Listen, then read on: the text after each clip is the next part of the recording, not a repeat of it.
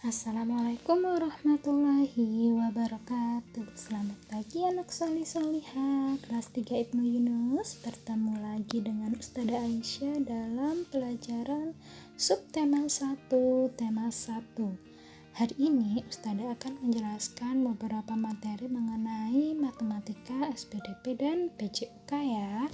Disimak baik-baik anak-anak supaya kalian bisa mengerjakan dari tugas dari Ustadzah. Kita memasuki pelajaran matematika ya anak-anak, menentukan lambang bilangan. Arti lambang bilangan adalah yang berbentuk angka. Contoh, Ustadzah membaca 1247. Anak-anak menuliskan lambang bilangan dari 1247. Kira-kira seperti apa anak-anak lambangnya? Nah, 1000 bisa kita tulis dengan angka 1, kemudian diikuti dengan 200, berarti ditulis 2, kemudian diikuti dengan angka 40, yaitu angka 4 dan 7, 47. Jadi lambang bilangan 1247 adalah seperti ini anak-anak. Selanjutnya kita akan belajar tentang menentukan nilai tempat bilangan. Sebelumnya di kelas 2 pasti anak-anak sudah belajar mengenai nilai tempat bilangan ya. Hari ini kita akan belajar nilai tempat bilangan, yaitu bilangan ribuan. Contoh sebagai berikut. Bilangan berikut bisa dibaca 2457. Nah, sekarang angka 2 itu menempati tempat ribuan. Kemudian angka 4 menempati ratusan, bisa ditulis 400. Selanjutnya angka 5 menempati tempat puluhan. Dan yang terakhir adalah angka 7 menempati tempat satuan. Kita coba dengan angka lainnya ya anak-anak, yaitu angka 5036. 5 menempati tempat ribuan. 0 menempati tempat ratusan, 3 menempati tempat puluhan, dan 6 menempati tempat satuan. Tugas hari ini yaitu menentukan nilai tempat bilangan nomor 1, 2, 3 dan tulis nama bilangan tersebut ya anak-anak. Setelah itu dikirim WA kepada Ustadzah Aisyah. Selanjutnya kita akan mempelajari mengenai mengurutkan bilangan ribuan. Jika di kelas 2 kalian sudah belajar mengurutkan bilangan dalam bentuk ratusan, di kelas 3 ini kalian belajar mengurutkan bilangan dalam bentuk ribuan ya anak-anak.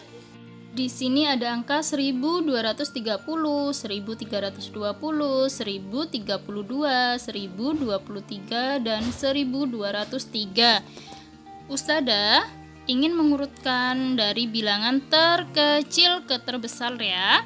Pertama kita bisa lihat angka depannya anak-anak. Karena angka depannya sama-sama angka 1, berarti kita belum bisa menentukan. Kemudian kita lihat pada angka yang menempati ratusan.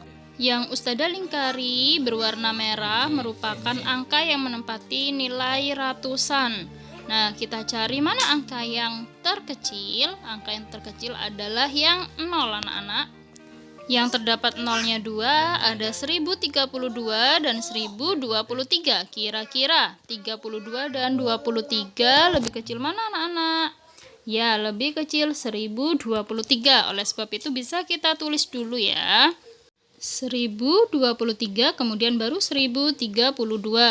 Setelah sudah kita tulis, yang di atas bisa dicoret ya. Selanjutnya masih ada 3 angka yang menunggu anak-anak. Kita lihat. Yang dilingkari ada angka 2 dan 3. Berarti kita lihat angka yang terkecil adalah 2. Jadi kita bisa beri kotak seperti ini ya anak-anak. 1230 dan 1203. Karena angka yang menempati tempat ratusan yaitu angka 2 sama, berarti kita berpindah ke yang menempati puluhan. Yang menempati puluhan adalah 3 dan 0. Kira-kira 3 dan 0 itu lebih kecil mana anak-anak? Lebih kecil angka 0 ya. Berarti yang bisa kita tulis dulu adalah yang 1203. Lalu dilanjutkan 1230 dan yang terakhir adalah 1320. Jadi jika diurutkan dari yang terkecil ke terbesar, seperti ini ya jawabannya anak-anak. Tugas selanjutnya adalah mengurutkan bilangan dari yang terkecil ke terbesar. Cukup 2 soal saja ya anak-anak untuk mengurutkan dari yang terkecil ke terbesar soalnya. Materi selanjutnya yaitu penjumlahan bersusun pendek menyimpan. Di sini Ustadzah mempunyai soal cerita. Ibu mempunyai 2.500 gram tepung. Kemudian ibu membeli tepung lagi sebanyak 3.850 gram tepung. Berapa seluruh tepung yang ibu punya saat ini? Berarti kalau ada soal seperti ini dijumlah ya anak-anak, dihitung bersusun pendek seperti pada contoh berikut.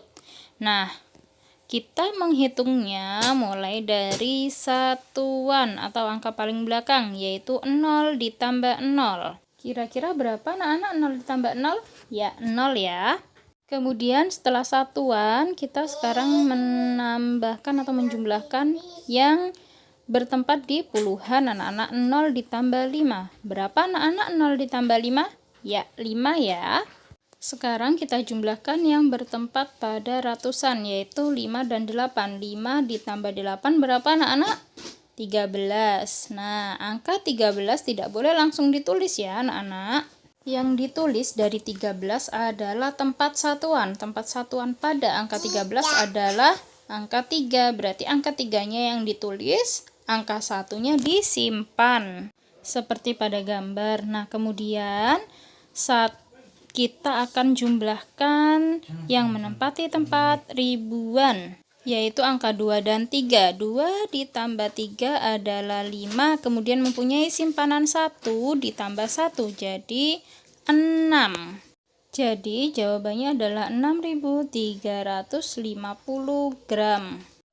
Untuk melatih anak-anak, silakan dikerjakan satu tugas, yaitu soal cerita mengenai penjumlahan menyimpan ya. Ini adalah lanjutan dari tugas sebelumnya ya anak-anak. Selanjutnya Ustadzah akan membahas mengenai materi SBDP.